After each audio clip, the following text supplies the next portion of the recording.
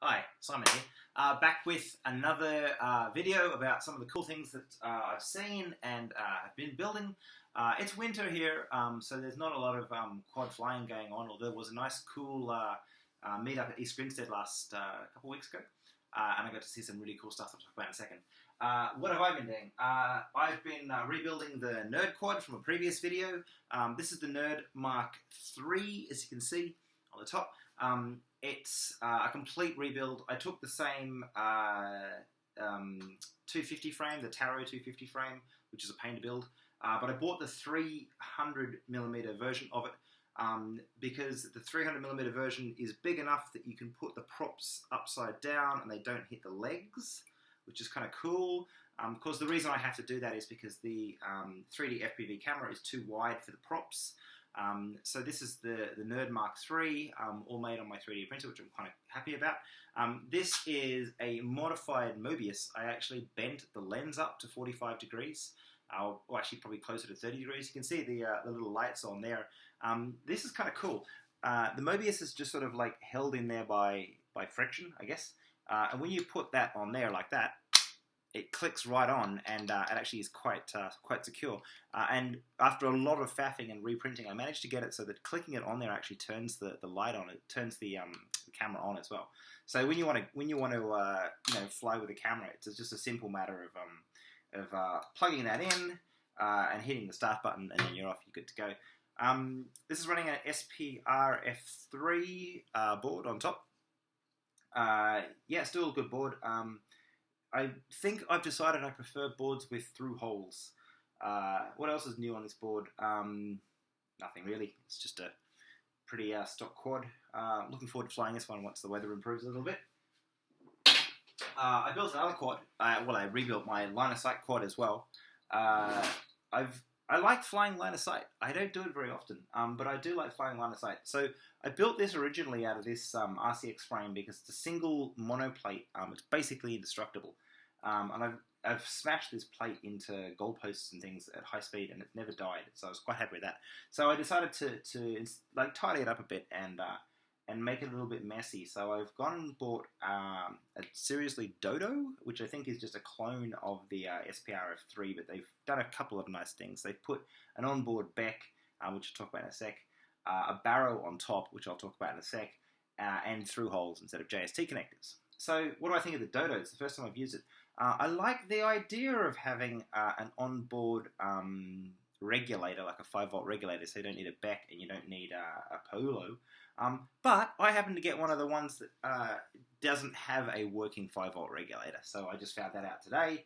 I've actually had to go and put a D-Sun 5-volt regulator on there. Otherwise, every time I powered up and actually started to take off, it would just sort of fall out of the sky. This is also the first time I've done the Clean Flight lights, the LED thing, which I'm really happy with. I've got one of my lights here as a status indicator, and one that sort of blinks brighter according to the throttle that you applied. Everything else is, again, 3D printed and kind of tidy. I had 4 spare SN20A ESCs. This is the DYS that runs BL Heli. And I had a lot of hassle with these. I bought 4 of these. One of them was faulty. It was missing a phase completely. 2 of them had BL Heli with the BL Heli bootloader, and one of them had BL Heli with the Simon K bootloader, so I couldn't talk to it through BL Heli. So basically terrible quality control from BL Heli. So I went to replace the one that was faulty and found out they've actually stopped making the SN20A. So I bought the replacement, which is the XM20A. A couple of things about that. That's this one down here. It's a little bit wider, so of course it doesn't fit in the custom design 3D printed base that I built.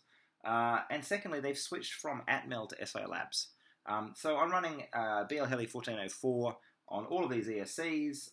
3 of them are SI Labs, and 3 of them are Atmel. One of them is SI Labs. Whatever, they switched. Yeah, I think they were getting their business eaten by little bees, which apparently give you 10% more power, but I haven't tested that, so I don't know. The other thing about this Seriously Dodo board is that they stupidly put the barometer on top. So if you want to do altitude hold, like barrow hold, you've got to put a plate on top to wedge a bit of foam in Whereas the SPRF3, very smartly, they put the barrel on the bottom, so you don't need to do that. Why am I bothering with barrel hold? The reason is this quad I built specially so that I can learn to fly line of sight acro.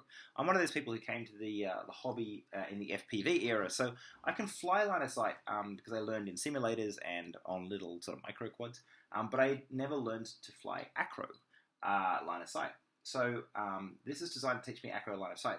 And I learned a trick, which is if you take the momentary switch on your Tyrannus, that's this one under here, and bind it so that when you're like up there flying acro for the first time and you're not really sure if you know what you're doing, if you get into trouble, you hit the momentary switch and you basically go into barrel hold mode. And even if you're upside down and heading toward the ground at high speed, the quad will right itself and basically go and stop and hold in air. So it's like basically like your eject button. It's like, get me out of this situation. I need to just stop. So that's why I've got barrel mode rigged up on this. I haven't flown this yet. I've literally just made it like 10 seconds ago. And it flies, it's fine. This was literally the most cursed build ever. This has taken me like 4 weekends to put together. Like every step of this process has been fraught. Like the first, the problem with the speed controllers, and then the problem with the, like, just everything. Like the flight controller I had was faulty, and then this flight controller was faulty, and this is the X4RSB, but of course they've started shipping the EU firmware version now, which is a real pain because like everything else I have is the US, so I'm not going to switch to the EU version. So I bought the cable to flash it and then found out that you actually need to buy 2 cables to flash it. And then I couldn't get that working, and it turns out that you have to have it not powered on when you flash it. It's like, bah. This build has been an absolute nightmare. But anyway, it's done now. What else I want to talk about? At East Grinstead, I saw Fossil Stuff's new frame, which is the Event Horizon, which I'm putting a picture on the screen right now, is literally the most gorgeous quadcopter frame I've ever seen. And I bought one about 20 minutes after I saw it fly for the first time. It is the quickest thing I've ever seen. It's insane. And it looks amazing. It looks like a real pain to build, and you can't use the normal 35mm flight controllers, which means you're probably going to be stuck with like a Naze Mini or something crazy like that, or a CC3D Mini. But yeah, whatever. Yeah, so that's it. A couple more things to talk about. March 10, there's a meetup at London Hackspace, the London Aerospace meetup. It's March 10, 2016. If you're anywhere near London, come down. You don't have to be a Hackspace member to join. And also, why haven't I been posting many videos recently? I've been really busy at work. I'm working for a company that's building a bank with an API. If you're interested in banks with APIs, check out Getmondo. Getmondo.co.uk. That's it. Talk to you guys soon.